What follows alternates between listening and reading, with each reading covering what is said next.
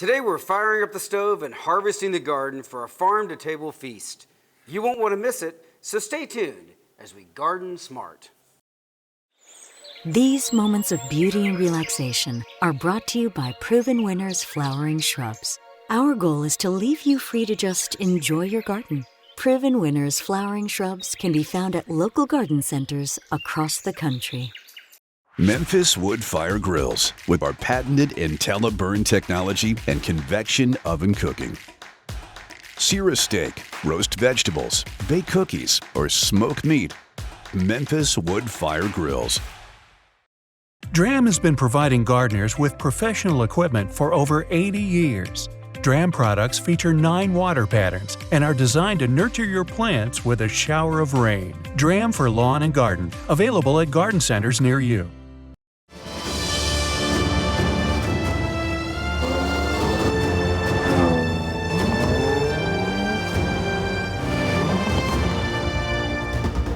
The Jaguar F-Pace.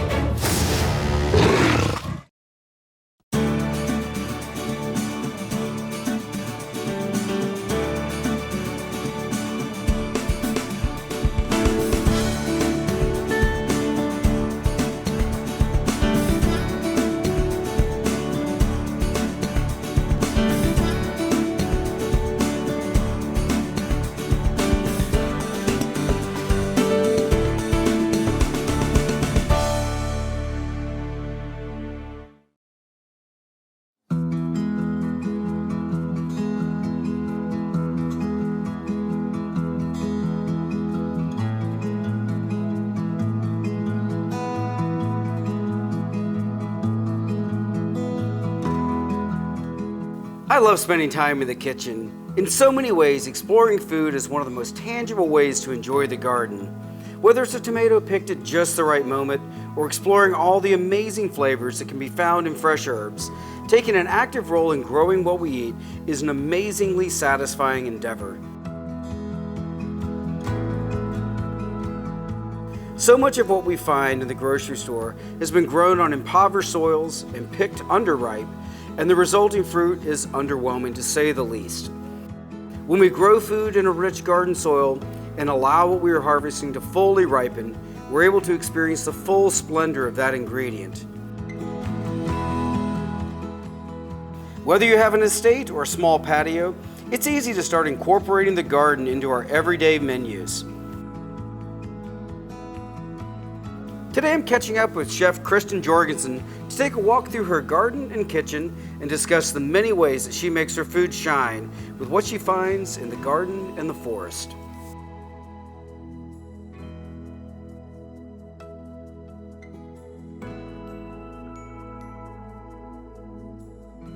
Kristen, thanks so much for joining us. Welcome to the show. Thanks for having me. What a magical place. I have to know how you came by the idea for the barn and then, found this place. What's the story? Yeah, so I think the story is pretty cool. So my grandparents bought the barn about 30 years ago when it was actually a barn.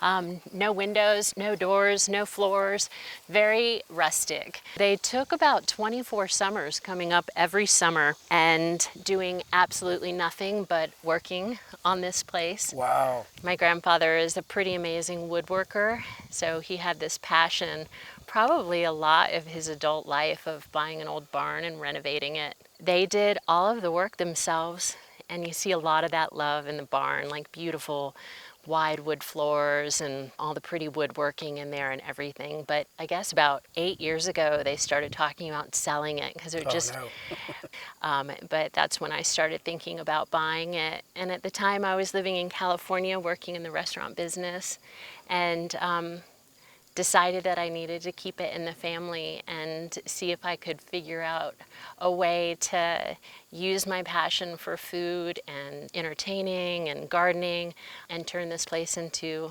something that I could share with people.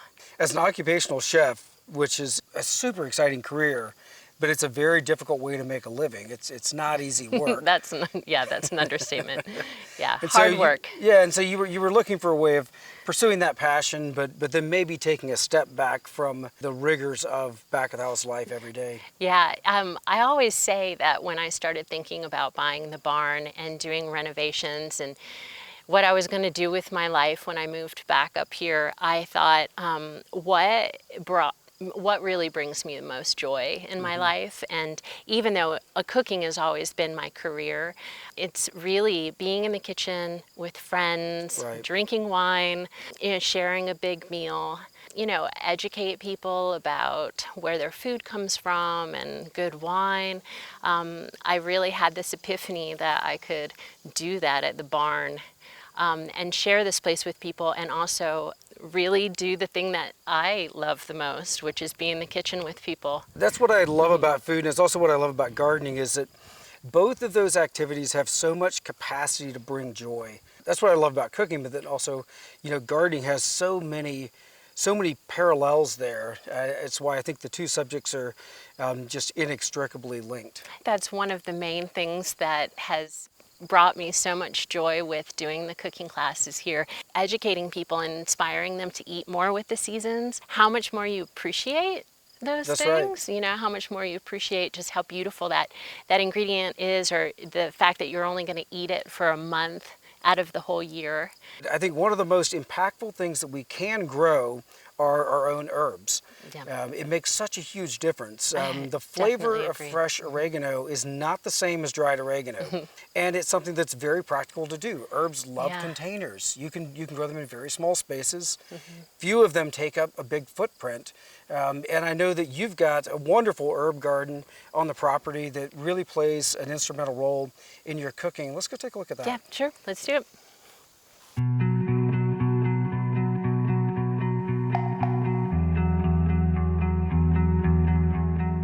So, Kristen, talk to me about some of the herbs that you grow, and I'd really love to know the ones that are your favorites, especially for container cultivation. What do you like to use in your food, and which herbs give you the least amount of fits? Basil, obviously, one of my Right. favorites. I love to cook a lot of Thai food, so have a lot of Thai basil. The regular basil, like the Italian basil, some years great, some years terrible. I grow a lot of things like fennel, Sure. but not for the bulb, but just for the fennel tops. Right. It's similar to using dill, but for some reason up here, maybe all the rain that we get, dill is a little sketchy as far as my success with it. So you'll see the fennel goes crazy, and I love to use that interchangeably like you would with dill. I grow a lot of edible flowers, like nasturtiums and marigolds, lavender. We use a lot of those in things like salads. The lavender and the marigold make really great simple syrups for cocktails. Sure. Tarragon, and people either love it or they hate it, or they Right. think they hate it. I love the herbs that come back every year, the rosemary Right, and right. thyme.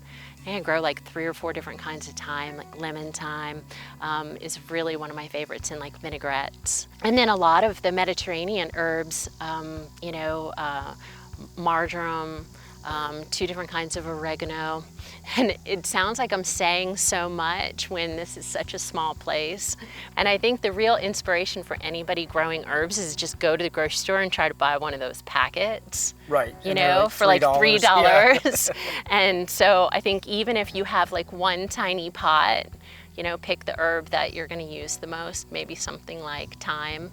And a little bit of time goes a long way. With most of these herbs, they have a really high oil content. And so, just a regular 12-inch terracotta pot of thyme, Yeah, it's a lot of time. yeah, And it is. it grows back pretty fast. There's also so much diversity, like you were talking about, 3 to 4 or 5 different kinds of thyme. And someone may ask, well, why would you need that many different kinds of thyme? Well, lemon thyme and your silverleaf thyme, they don't taste even remotely similar. They're completely different ingredients. And as a gardener and as a cook, there's so many fun new flavors that you can come up with. So skip the spice aisle. What you can do in your garden or in containers that will elevate your cooking. Yeah, I think over the years when people ask me to talk a little bit about my cooking or what I think is the most important part of it, I would easily say fresh herbs. Right. I mean, you can have a kind of so-so dish and load it up with some fresh herbs, and I feel like it's just going to get like delicious.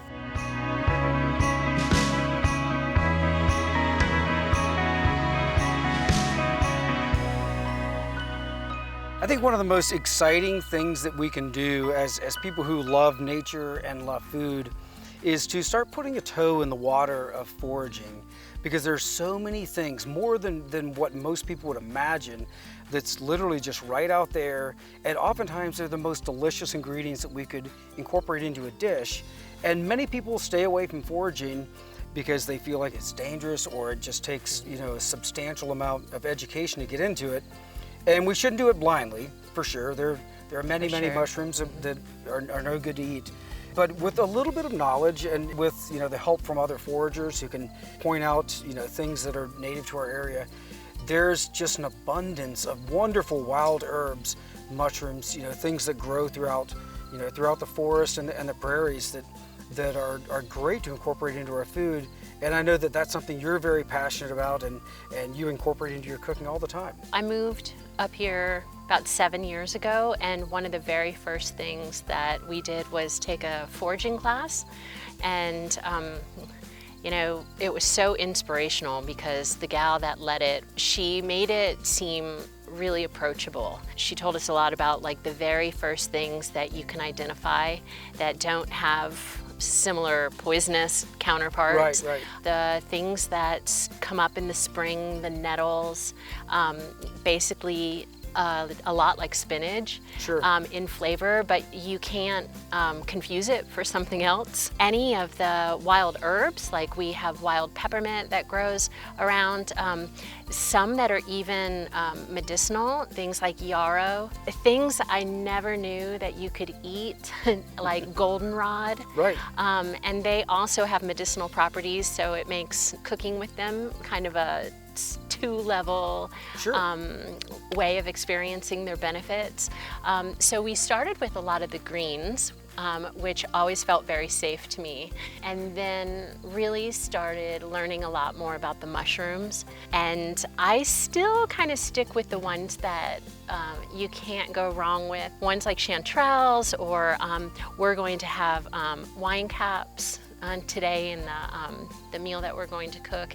And those you really can't go wrong with. I still would recommend, you know, people double checking or asking somebody that is really knowledgeable to go with them.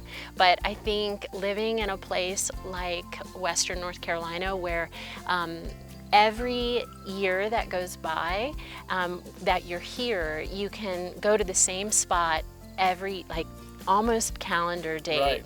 You know, March 15th, the mushrooms are going to be right there. You know, April, whatever, the nettles start coming up. So once you've identified it once, you really get a lot more comfortable with knowing where it is, knowing what it looks like, and then it's really fun to learn how to cook with them. Absolutely. Yeah, and that's a great point, especially as far as mushrooms are concerned. You know, if you find chanterelles, you know, in this section of the forest, or oyster mushrooms growing on this very particular red oak, you know, with chanterelles, for instance, you know that like 2 or 3 days after a heavy rain, you know, during this time of year.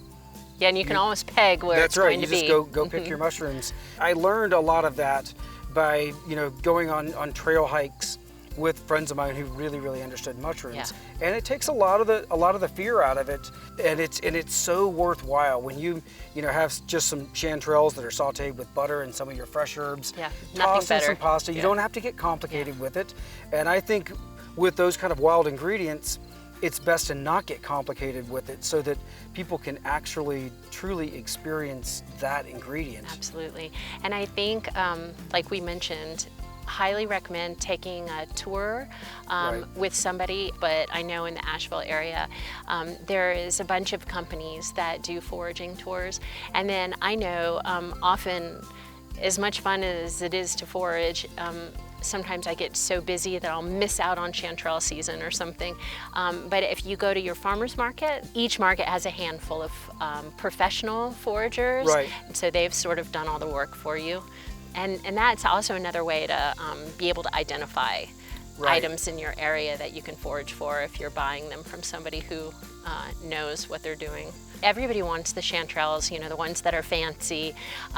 There's the ones like chicken of the woods that are everywhere around here, and they taste just as good, and they're fun to cook with. Yeah. And then of course that brings me into like the things that are really sought after, like wild ramps. I transplanted a bunch of ramps from my secret ramp patch on a friend's property back here to our property, and so now it's been 5 years, and every year my ramp patch gets bigger. Keeps growing. Yeah, so you can kind of fake your foraging. That's great, and yeah, I mean, ramps, what an amazing find when you come around a corner and have like a beautiful stand. And the fact that they're so sustainable, you know, Right. you just cut the tops, and then next year you've got twice as many.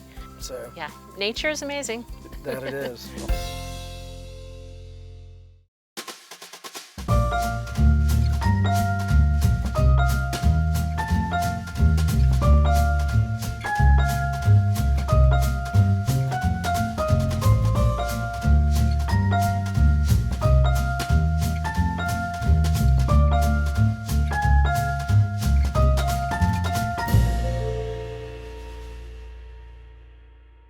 Abby, no great meal is complete without its complementary beverage. And they're just the way that beverage and food is intertwined, and they can play off of each other. And, you know, I think that thinking about them as you know, a pairing component, adding layers of flavor to what we're experiencing is so important, and it really elevates the whole dining experience. And one of my favorite components in any meal is a well-made cocktail. and I know that that's your specialty, and you've put together this beautiful cocktail for us. And I just want you to talk our viewers through how you made this wonderful thing. Yeah, absolutely. So one thing we love to do at the barn is eat outside and have wonderful picnics. So I think the perfect thing to serve at a picnic is a summer sangria. Beautiful. So we did a tarragon herb syrup that we got the tarragon from our garden and made a simple syrup. And really all sangria is leftover wine and some yummy syrup and a little splash of orange liqueur. So that's what we did here. Great. We cut up some fresh seasonal figs. We've got peaches, and grapes are always a nice addition to add a little crunch. I love using a large ice cube in sangria because you can really see all the fruit and you don't get too much dilution. And we always garnish at the barn with fresh herbs. So this is fresh tarragon from the garden as well, and some nasturtium flowers. Oh, wow, wonderful. In sangria, sometimes it gets a bad rap, Yes. but that's not fair. I think It's that not is fair at totally all. unfair. Sangria can be delicious. I Yeah. think the key is good ingredients. Right. So the fresh herbs, your own simple syrups, crafting your own syrups. Cheap wine is okay because you're kind of adding more to it, and it really pairs well with fried chicken, potato chips, anything you might have at a picnic. Wonderful. And I love the way that you're incorporating the garden, and as you said, the fresh ingredients Yes. are so important, and it really does elevate a cocktail. Definitely. And it's just one more reason why we need to garden. Absolutely. Kristen, this looks absolutely amazing, and I'm sure it tastes even that much better. Wow. Thanks, you'll get to find out, I think. All of these elements, everything we have here on the table is local. It's basically a celebration and an expression of a place.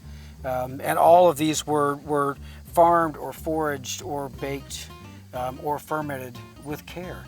Yeah, well, I think that's something that I always say about living here and how special Western North Carolina is. We have access to probably some of the most beautiful ingredients in the South. Anything from brewers, winemakers, butchers, farmers, you name it, and we now have access to these beautiful things. The trout is easily one of my favorite purveyors in Western North Carolina. They're a family of trout farmers that started, I want to say, in the late 1800s here in Cashiers. Sunburst Trout Farm. They are just doing the most beautiful farm-raised trout and trout products. They make trout caviar, which I think is definitely one of our favorite things, and I would put it up there with like some of the fanciest caviars in the world. Wow. Yeah, but I think you can't go wrong with the whole trout, and it's one of my favorite things to do over the wood fire. It's almost more of like a campfire style of cooking where you're doing it in like a cast iron pan. You don't have to be so concerned with, you know, the trout sticking to the grill or falling through the little holes. I find the combination of like having the grill and then being able to cook over in a saute pan really takes the fear out of open fire cooking. So it could not be more simple. It goes back to what we talked about of when you get the most beautiful ingredients, you really shouldn't do much with them, and you really don't have to. So this is just trout roasted over the wood fire with a little bit of lemon and a little bit of fennel. And then I don't think anything would go better with it than some craft cider. We have some good friends that are making beautiful heirloom apple ciders in the style of Spanish dry cider. Their company is called Botanist and Barrel. So these that we're drinking today are single apple ciders, and they drink sort of more like a wine than what a lot of people might be familiar with, really sweet ciders that are on the market today. And then I don't think any meal is complete without beautiful bread. And this bread is from one of our favorite little local bakeries in Franklin called Bent Willow. And then the corn and wild mushrooms. The mushrooms are foraged. They're wine cap mushrooms, and That's a great one. Yeah, and they eat very much like a portobello mushroom or something, you know, a lot of people might be familiar with. And then Silver Queen corn, which of course is like the epitome of southern corn this we love time our of sweet year. corn. Yeah, Indeed. yeah, and that's from Osage Farm, which is just about 25-30 minutes from here. I love the simplicity of what you've prepared here, and it's just allowing the complexity of that simple ingredient to shine through and allow people to just experience it in its most raw form. And if the ingredients are great, you can do that every single meal. Yeah.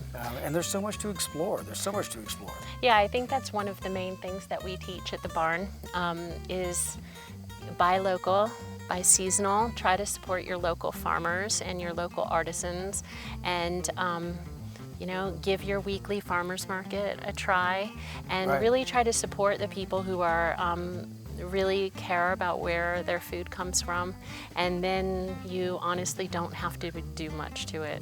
Well, let's dig in. Okay, let's.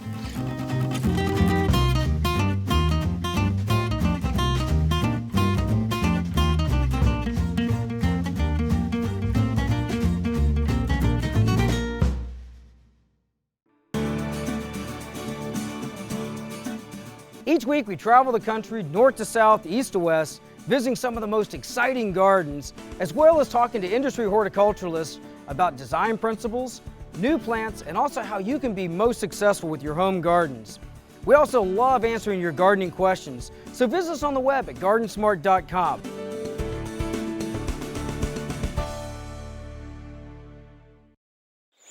These moments of beauty and relaxation are brought to you by Proven Winners Flowering Shrubs. Our goal is to leave you free to just enjoy your garden. Proven Winners Flowering Shrubs can be found at local garden centers across the country. Memphis Wood Fire Grills with our patented IntelliBurn technology and convection oven cooking. Sear a steak, roast vegetables, bake cookies, or smoke meat. Memphis Wood Fire Grills. Dram has been providing gardeners with professional equipment for over 80 years. Dram products feature 9 water patterns and are designed to nurture your plants with a shower of rain. Dram for lawn and garden, available at garden centers near you.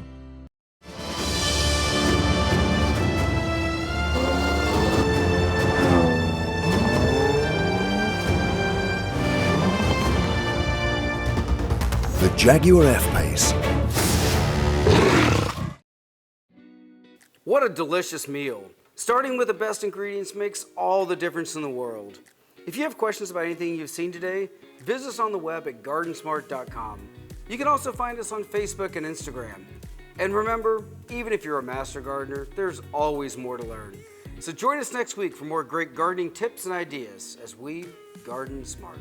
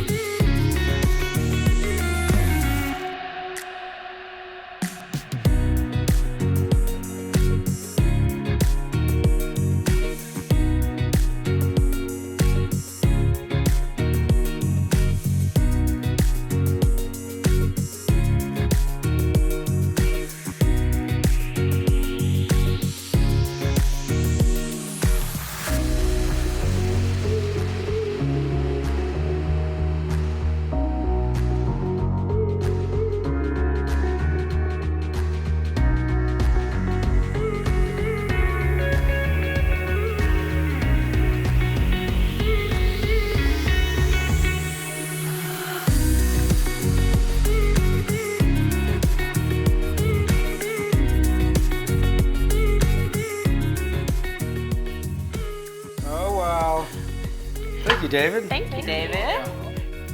Cheers. Cheers. Ladies, thank you so much for today. What an amazing time. Thank you. It was fun having you. Cheers. Pleasure. Abby, Cheers. to your cocktail.